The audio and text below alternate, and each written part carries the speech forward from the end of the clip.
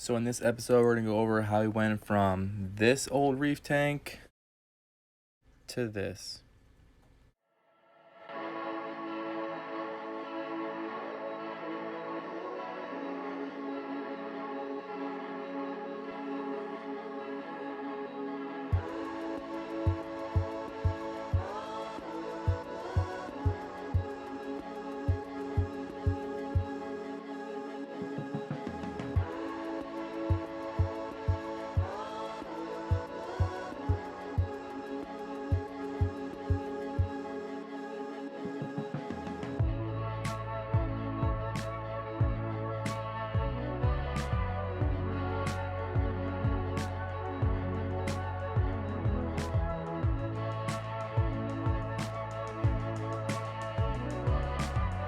What's going on, reefers? Your photographer here with an update on my 60-gallon lagoon tank. Now, besides the introduction, we're pretty much gonna point and shoot in this part of the video to pretty much go over what's been going on in this system. So let me just jump right into it.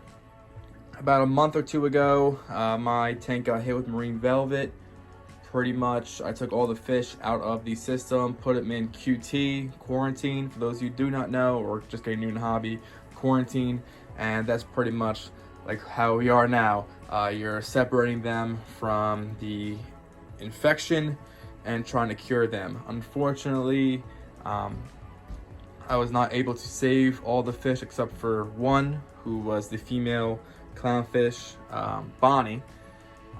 Before I actually put her back into this system, her and Clyde, the male clown, her partner, were pretty much ready to go. They were ready to say hello to the heavens and be gone. After 4 years of having these fish, they were having difficulty breathing. They were covered from head to toe, all in white, even on their eyes, their gills. I mean, you name it, they were covered. You really couldn't even see any black. The black was white. Now, I said, you know what? Since these are the last two fish in the system, let's put them back in the system. This is before all the corals were in here. And I said, you know, let them die in peace. Let them go. I put him back in the system. Clyde, the male clown, like I said, did not make it. However, the female clown, Bonnie, who we've had for 4 years, she ended up making it. When I moved them in the system, I didn't treat the system for marine velvet. I was pretty much done. I accepted the fact they were going to go, and that was it. They probably had maybe a day, and that's what Clyde had. He had a day left in him. Bonnie, she started moving around more. The white spots started to fade away. Her appetite went back up and she started eating. And like right now, she just wants food. That's all she's doing up here, is just wanting food. And she lived. So I haven't decided to add any more fish into this system.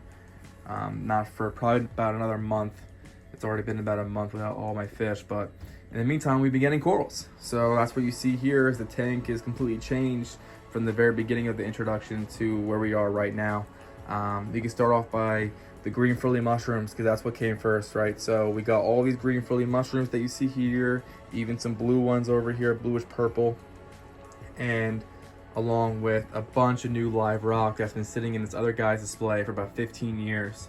So I took the green frilly mushrooms, got a really great deal on it, and I took the live rock that's been in this display for 15 years and I threw it in this system, and boom, I mean, the ecological, the beneficial bacteria just went crazy in this tank, and it matured it very fast. I don't have any more diatoms on my sand bed.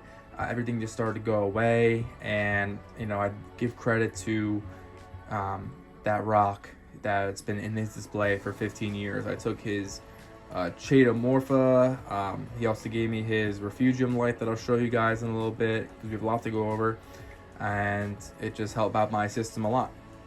So the tank's completely different. Mangroves are still doing great. They are in the 3 vases over here, and I water them probably about 3-4 times a week, and they're doing good. You know, you can see some little water driplets on them, but they're doing good. As for the coral, we started expanding. You know, obviously we don't want just green frilly mushrooms in here and blue ones. We wanted more. We wanted color. We wanted variety, so that's what we started doing. Thanks to having this many mushrooms, I was able to trade a lot of them because they are a pretty nice looking coral, and people do like them for other corals. So we got this pink mushroom over here. He's doing great. I want him to spread around. We got a horn coral over here. We did get some zoas. Now I did purchase, you know, some of these and traded some, but you know, we got some more. We have a nice Montipora over here, adds nice flow movement to this right side. Leather over here, some Xenia, some Pandora polys, a nice big chunk of green leather that cuts right into this valley over here. So this whole valley goes right up in there. Very nice. Can't wait to add fish where they swim right through it. We have a Hollywood stunner that you see over here, a frog spawn, different color polyps, green star polyps, neon green ones. That adds a nice different contrast between the darker green and the neon green. Mind trick coral on the bottom here. We also have another mind trick coral up top. Some nice mushrooms over here. Start zooming in for you guys. So here's my Sps Rock. That's what I've pretty much been focusing on to add different colors. You can see I'll get my little pointer stick, make it easier. We have the red digitata over here. Now his polyps are all out. He's very happy. We have a red Montipora, I believe it's called a 24K lepto. That's growing like crazy. It was very, very small. It took up the whole frag plug now. Now it's going on to this little piece of purple rock. Orange lepto, and another piece of mind trick up there. So the tank's doing great. I do want to add another piece of SPS on this rock, maybe right here where my finger is, just to add a little more fill in the blank, really. I know the frags are going to grow. It's going to look really, really sharp. I do want to add a bubble tip right to this bottom part over here. Just a nice orange bubble tip. I'll probably go to ACC to get that. That's a local shop near where I live. So I'll probably go over here, get the bubble tip. That'll fill in that section over there. And I'm looking to get a jawbreaker mushroom, guys. I know they're pretty pricey. I'm gonna be looking around for some good deals. I know they're hard to come by, especially on a really good price.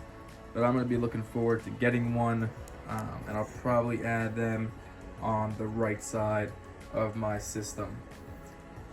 You see I have my MP10 back there. I moved it to the back as opposed to the right side, and it's not even on right now.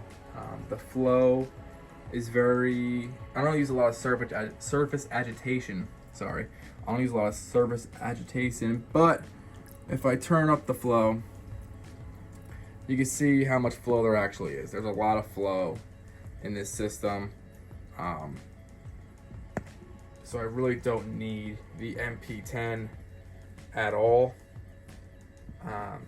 So I pretty much use the MP10 just for what I'm feeding, the shrimp.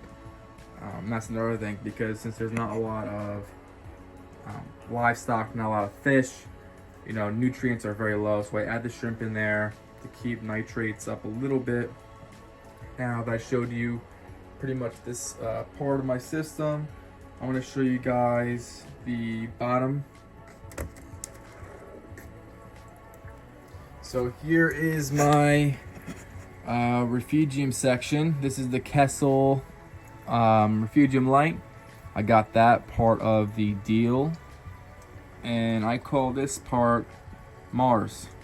This is Mars. Let me see if it looks better without the filter light. Pretty much the same. But it's there's a lot of copepods in here. There's so many different organisms that I see in here, and it's kind of freaky. But the Chaeto has not been doing great, not gonna lie, but it's working pretty much. I got rid of my filter socks. I had one piece of filter floss I should probably replace or just get rid of, but I have all that's just the rock, leftover rock. In my 120 gallon tank, if you look at my old videos, I was using the live rock instead of the filter socks, and they work out. Over here you can see I have all these cubes over here, holds more beneficial bacteria. I have a bunch of them. And I had the Bubble Magus Curve 5 that's skimming amazingly. It's doing great. So you can see I don't even have my MP10 on. I am looking to hook up my doser soon. Just really haven't gotten a chance to. I've always used the Fluval C 3 ions, just manually doing it, and that's empty. Being a lazy reefer. And that's pretty much what I've been doing. This is what's going on down here. I really don't mess with it too much down here. I just leave it alone. I turn on the Kessel light, and I'm only running that for about 5 hours a day.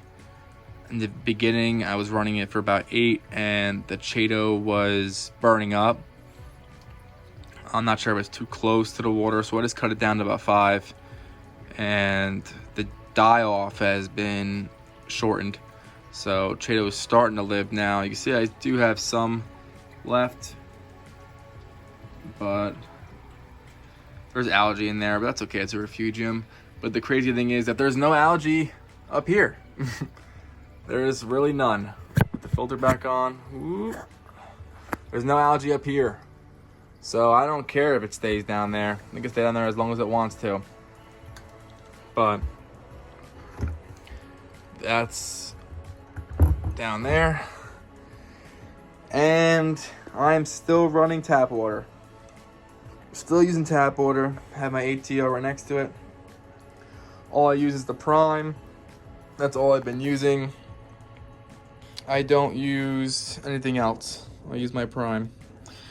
And I used it for many years. Used it for about 4 or 5 years now, as long as I've been in the hobby, and it works. I don't have any green hair algae. Diatoms are pretty much gone, and that's it. So I don't know if it's just because of where I live that I don't have any algae, or I never really had any algae, but it works for me. Like I said, I'm sorry that I haven't really done an update in a while. Really, I don't want to say I've been super busy, but I really have been, and I've been a little bit lazy too. So I really just been focusing on adding coral and making this system. And I used to try to edit the videos, but it takes a little while. I'm happy I at least did the intro. But that's pretty much what's going on in my 60-gallon lagoon. Hope you guys like it. There's definitely gonna be more corals to come. Like I said, the bubble tip, probably 2 more pieces of SPS on that rock right there. And I'm just looking forward to the future of this system, how everything grows out, what's gonna change, because things always change in your reef tank. Maybe I'll get rid of some of these green frillies, but I like how it surrounds. It's like a barrier outside of this system, and then you have what's going on, so I like it a lot. But hopefully next time I shoot a video for you guys, there's another fish in here besides Bonnie. We can get her another companion if she accepts him. And there's some different corals in here, so watch out for the next video. I'll try to shoot one relatively quick for you guys. But if you like the video, just give it a thumbs up. Always appreciate the love.